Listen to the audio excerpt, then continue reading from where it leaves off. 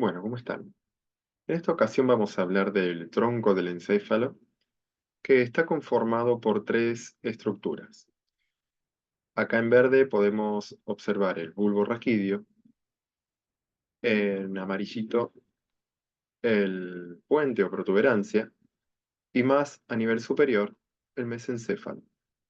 Estas tres estructuras son las que conforman el tronco del encéfalo. Acá podemos observar una vista anterior.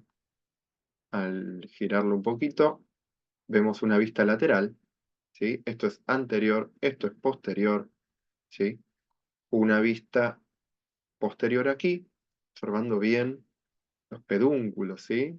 Mm, Unos haces de fibras que unen al tronco del encéfalo con el cerebelo, como vamos a ver al final de este video, cómo se conecta con otras estructuras del encéfalo y del sistema nervioso, ¿sí? Y vamos a ver una vista superior, sobre todo del mesencéfalo, siendo un zoom. Ahí tenemos un orificio. Ese orificio es un acueducto que conduce al cuarto ventrículo. Recordemos que los ventrículos son cavidades por las cuales circula y se absorbe el líquido cefalorraquídeo, pero eso lo veremos en otra ocasión. A nivel del mesencéfalo se presenta un acueducto, conducto entre el tercer ventrículo a nivel del diencéfalo y el cuarto ventrículo más a nivel del tronco cefálico, ¿sí? En esta vista superior del mesencéfalo, lo más destacable que podemos observar van a ser los pies mesencefálicos, que van a ser las estructuras por las cuales transcurren las vías descendentes, sobre todo la córtico-espinal, ¿sí? Principalmente la córtico-espinal. Pero antes de ir a esto, vamos a hacer una generalidad de lo que es el tronco encefálico. A grandes rasgos, no solo transcurren fibras de los haces descendentes como la vía córtico-espinal, sino también de otros tipos de fibras, o vías, tanto ascendentes como descendentes. Es decir, que el tronco del encéfalo funciona como conducto, como gran conducto de, de fibras de vías ascendentes y descendentes, conectando estructuras superiores como el tálamo o estructuras del diencéfalo, y en niveles superiores, como a nivel de las cortezas, los lóbulos cerebrales, conecta con el cerebelo a nivel posterior, pero también a nivel medular, ¿sí? Por debajo del bulbo raquídeo. Por lo tanto, hay vías que son ascendentes, sensitivas, sensoriales incluso. Vamos a ver en un instante lo que concierne a los pares craneales, pero también las vías descendentes o motoras.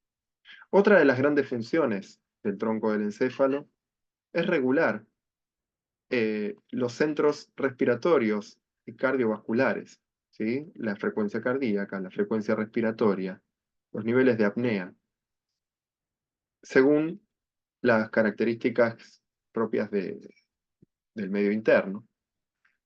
Y también regula el estado sueño-vigilia, ¿sí? Niveles de conciencia. Y otra de las eh, funciones a grandes rasgos es, como mencioné hace un ratito, ser origen de lo que se conocen como pares craneales. Desde el par tercero al par decimosegundo, sus núcleos emergen desde diferentes estructuras del tronco del encéfalo, entendiendo que el núcleo del tercer, cuarto y quinto par, uno de los núcleos del quinto par, salen del mesencéfalo. Hay otros núcleos que salen de la protuberancia y otros del bulbo raquídeo. Dicho esto, ¿sí?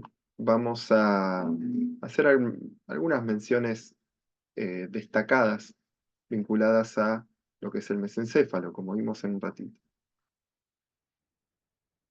Estas estructuras más anteriores ¿sí? Son entonces los pies mesencefálicos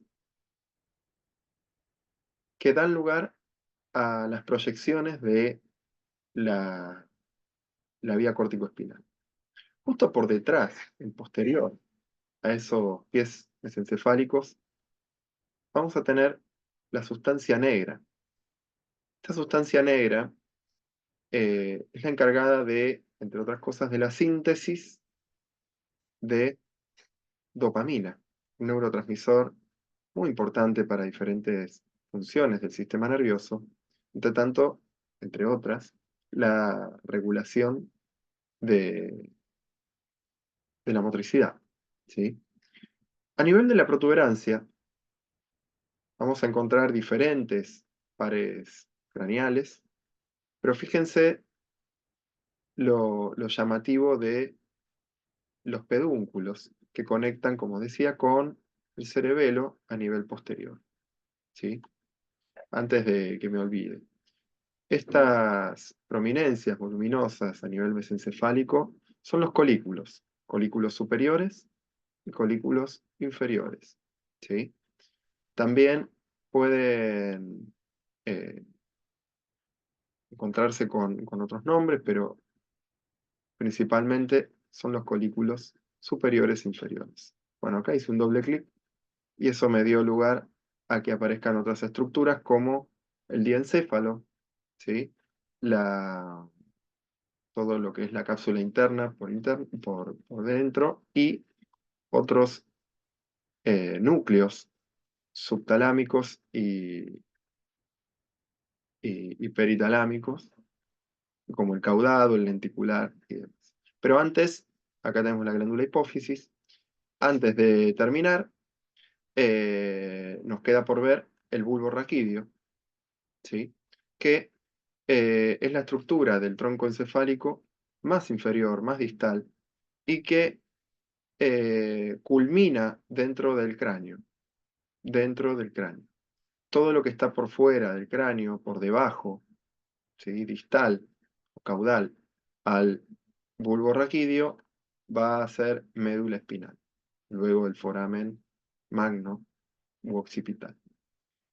Estructura destacable de bulbo raquídeo, las pirámides vulvares, que siguiendo con la vía córtico-espinal, son las estructuras en las cuales la vía decusa, es decir, vienen las vías del lado, por ejemplo, derecho, y a este nivel decusan hacia el lado contrario. Sobre todo un 80% de esas fibras de esta vía. Otro 20% continúa del mismo hemicuerpo, pero el 80% de las fibras de la vía córtico-espinal decusan a nivel de las pirámides vulvares, ¿sí? Así que para que se contemple las asociaciones del tronco encefálico, acá entonces podemos ver cómo el tronco se conecta con estructuras superiores, como son el diencéfalo y otros núcleos eh, que intervienen en la motricidad aprendida, como el lenticular, el caudado, el putamen, y por debajo con la médula espinal, ¿sí? Acá finalmente tenemos todo el encéfalo conformado, que en otra ocasión veremos las funciones de cada uno de estos hemisferios, así como hemos visto funciones de la médula en otra ocasión. Con esto estamos terminando. Espero les haya sido de utilidad.